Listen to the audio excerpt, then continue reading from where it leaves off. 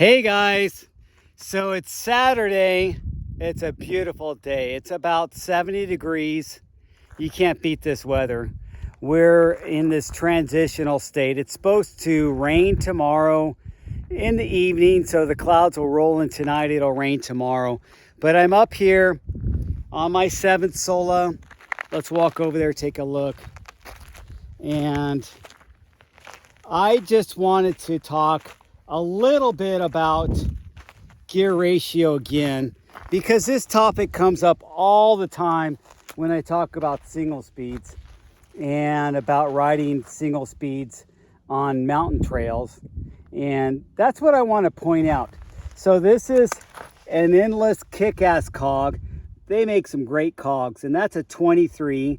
I'm not sure if you could see the number there. I think they write it on there somewhere. And that's a Hope chain ring that's a 32, so it's a 32 23, so it's a pretty easy gear ratio. The back tire is a Terravel A line. It's pronounced A line even though it starts with an E, and that's a 29 by 2.5, and that's that soft, or the light and supple to tread. So with the light and supple, you can run a higher pressure, but it still has a supple feel. I don't have the rim packs in there. I actually have the Cush core, just like that valve stem says. It's a Cush core. So I put the Cush core XCs, which is the lighter Cush core, and they work out fine for that rim, which is only 30 millimeters internal width. And that rim is the Chromag Phase 30. I don't know if you can read that upside down, but it's a Chromag Phase 30, which is a pretty durable aluminum rim for being pretty light. And then up front, I have this big old Terravel Coronado. The Coronado is a 29 by 2.8, and that's a 29 by 2.8 tire on an I-35 rim. And that's a WTB ASIM I-35. Kind of a heavy rim. I think it's over 600 grams. It's a pretty heavy, burly rim. But I just, it was what was available. I like to go 35 usually instead of 30. And I even have a 40 rim, so on a 29er. And in my 275 Plus, I have 45 internal width. But you know me, wider is better. That's one of my oldest videos. I talked about being wider and better. So setting up a single speed for your trails is very important. These are the trails in the mountains I ride. So it's very, very subjective to what you're riding. So when people shout out or question you what gear ratio, I think that's kind of so subjective of where you're riding. If you're riding only 500 feet elevation and you're doing 20 miles, then you can run a big old 34 and an 18 and back, and because you're riding flat. And actually, I don't think I would have fun on a single speed on a flat trail like that. But I'm riding up here. It's 7 miles to get to the top, and I'll show you on my cycle computer. It's 7 miles to get to the top, and I'm at about 3,000 feet elevation, but I actually gained only 2,000 feet elevation because I started at my mom's house, which was already a little bit on the foothills here.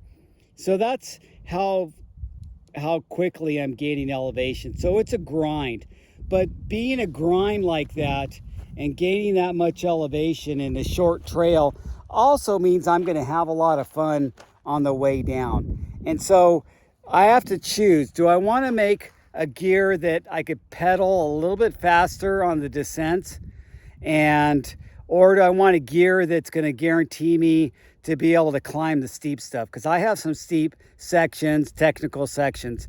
So I'd rather have a gear that's going to keep me on my bike and not having to hike a bike as I make it to the top. That's my goal, is to make it to the top without getting off my bike. And I do that on a regular basis all the time.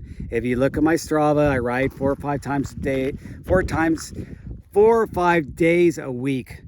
And so I'm riding a lot, and not always single speed, but for for the most part, single speed. And actually, for the most part, this has been the bike I've been riding mostly for the past 4 years, because I went ahead and went all out and built up this custom 7 Sola SLX. And now it's gone through some different wheel sets, gone through some different crank sets. I think I've changed the handlebars a couple times. The seat post I've kept the same because it doesn't have routing for a dropper post, so I just kind of kept that Thompson masterpiece. And if you guys know Thompson, they make some really good parts. I did have a Thompson stem, but then I wanted to go a little bit shorter to this 50 millimeter stem, and I got that really nice looking Hope stem. I mean, that thing just looks amazing. And changed the handlebars to these SQ Labs 30X. It's kind of hard to see that, but it's kind of in there, written in black, so you can't see it on the black handlebars. Other than that, I haven't changed much other. Of course, I'm changing bottom brackets all the time.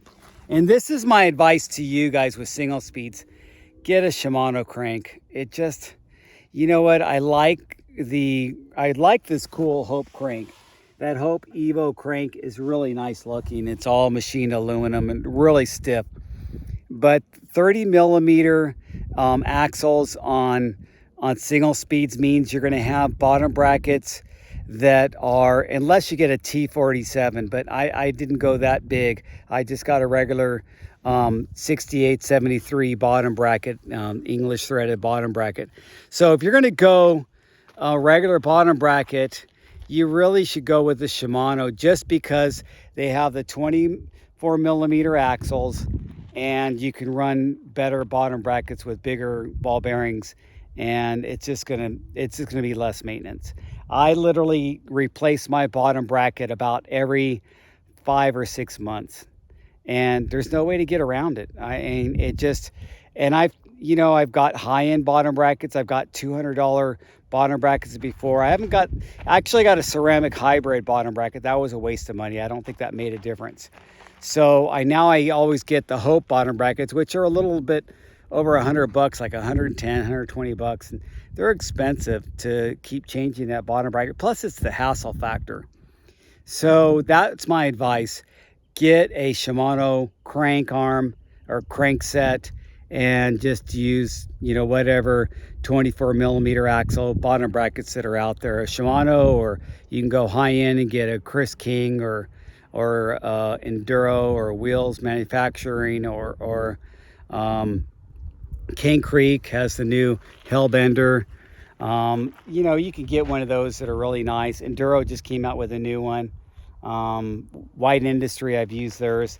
But yeah, just by having a 30 millimeter axle on your crank is going to mean you have to run a bottom bracket with smaller ball bearings to accommodate that bigger axle. Just not enough room in there. Anyway, that's my advice for today. I'm going to descend now, and I just wanted to give you an update on gear ratio. Don't overthink it, and don't think that you have some type of bragging rights because you've got this 34-18 gear ratio. Look at where you're riding, dude. So if you're riding on flats, who cares? You got a commuter bike, as far as I'm concerned, or you're a commuter bike that you're riding on some, park trails. It's not even, kiddie park trails, or not even like trails that I would consider trails, mountain bike trails in my estimation. So anyway, take it easy and leave any comments below. If you want to complain about what I said about gear ratio, go ahead. I don't care.